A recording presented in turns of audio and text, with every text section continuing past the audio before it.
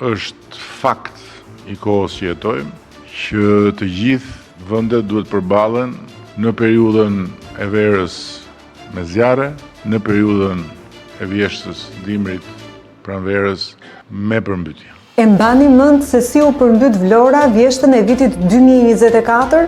Më 4 tetor qyteti u gdhi si Venecia.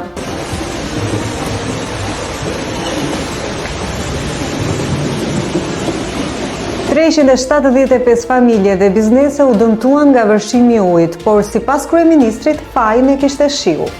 Ka një shpjegim shumë të thjeshtë për te gjitha analizave popullore dhe tendencioze nga ana tjetër që i bëhen përmbytjeve, që ka ndryshuar komplet formacioni i rreshjeve. Faktet tregojnë se kanalet kryesore të Vlorës nuk ishin pastruar për më shumë se 15 vite, disa edhe mbi 30 vite. Hidrovori Akërnis punoi vetëm me 45% të kapacitetit, pa pompa rezervë dhe pa gjenerator emergjence.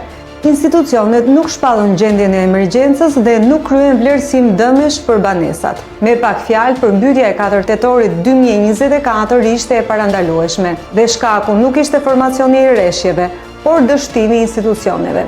Sipas jush, kush duhet të mbajë përgjegjësi?